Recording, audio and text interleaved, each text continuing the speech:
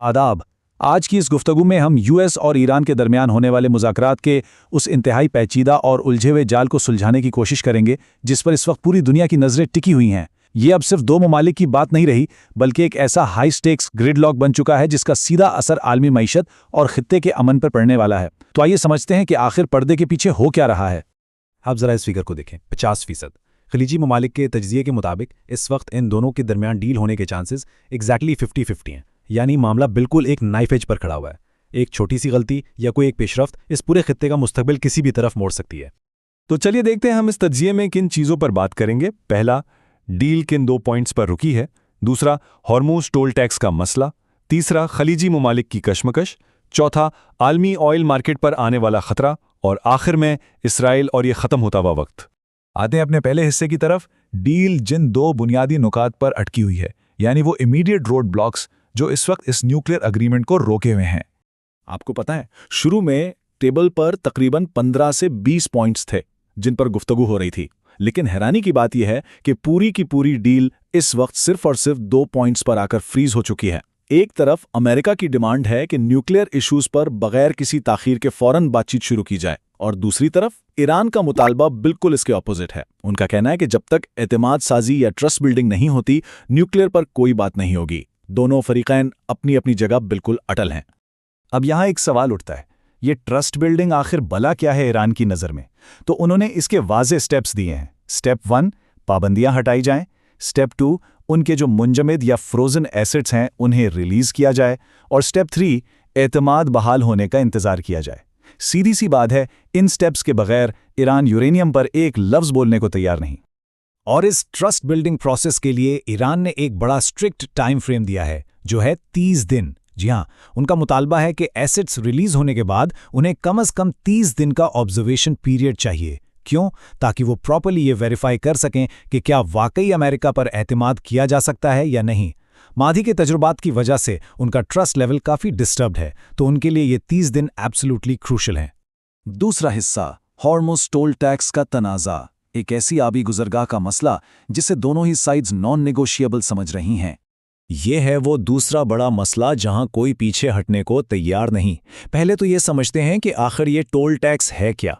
असल में ईरान ने अपनाए हॉर्मुज से गुजरने वाले जहाज़ों से फ़ी वसूल करने का अपना एक सिस्टम बनाया हुआ है, और अमेरिका की बड़ी वाज़ेह शर्त यह है कि किसी भी डील के नतीजे में ईरान इस प्रैक्टिस को फौरी और मुकम्मल तौर पर रोक दे। अब इस कोड को ज़रा गौर से सुनिए, जो इस मसले पर ईरान के सख्त स्टैंस को जाहिर करता है। सोर्स के मुताबिक ईरान का कहना है कि अगर पूरी दुनिया भी उलट पलट जाए तो भी ईरान इस अपनाए हॉर्मुज के टोल टैक्स से दस्तबरदार नहीं होगा। ये लिटरली उनकी एक रेड लाइन है। वो इस टैक्स को परमानेंटली अपना हक मानते हैं और इस पर समझौता करने का उनका कोई इरादा नहीं, चाहे नताइज कुछ भी हों।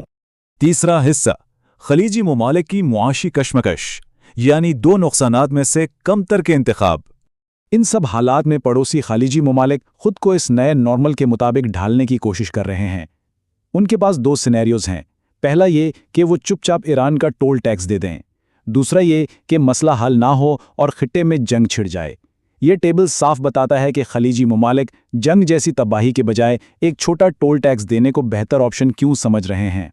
देखें, अगर टोल टैक्स दिया जाता है तो उनका मुनाफा सिर्फ 2 से 5% तक कम होगा। लेकिन जरा दूसरी तरफ का सोचिए, अगर जंग होती है तो उन्हें डर है कि पूरे खित्ते पर ऐसे हमले होंगे जिनसे इकोनॉमी तबाह हो सकती है, और उस तबाही से निकलने में 10 से 15 साल लग जाएंगे। तो उनकी नज़र में ये 2 से 5% का लॉस बर्दाश्त करना ज़्यादा मुनासिब है, ताकि कम से कम उनकी इकोनॉमी और टूरिज्म चलती रहे। चौथा हिस्सा, आलमी ऑयल मार्केट के खतरात, बैनुल अक़वामी मंडियों पर पड़ने वाले असरात। अब थोड़ा आलमी सतह पर सोचते हैं। फ़र्ज़ करें डील हो जाती है और पाबंदियां हटने के बाद ईरान का तेल आज़ादाना तौर पर आलमी मार्केट में आना शुरू हो जाता है। ये चार्ट उस सिचुएशन को बड़ी खूबसूरती से इलिस्ट्रेट करता है। सऊदी अरेबिया को अपनी इकॉनमी सस्टेन करने के लिए तेल की कीमत $75 के आसपास चाहिए, लेकिन अगर ईरान ओवर सप्लाई करता है तो कीमतें क्रैश करके $40 से $50 तक गिर सकती हैं। ये प्राइस गैप खलीजी इत्तेहादियों के लिए किसी बुरे ख्वाब से कम नहीं। इस डील के नताइज बिल्कुल भी इवन नहीं होंगे। एक तरफ ऑयल प्राइसेस गिरने से सऊदी अरेबिया पर शदीद माशी दबाव आएगा, यहां तक कि खुद अमेरिका की अपनी ऑयल कंपनीज बैंक्रप्सीज का शिकार हो सकती हैं। और दूसरी तरफ पाबंदियां हटने से ईरान की तरफ अरबों डॉलर्स का एक मैसिव बहाव शुरू हो जाएगा। सिंपली पुट, ईरान फाइनेंशियली काफी स्ट्रांग पोजीशन में आ जाएगा, जबकि यूएस और उसके एलाइज को भारी माली नुकसान उठाना पड़ सकता है।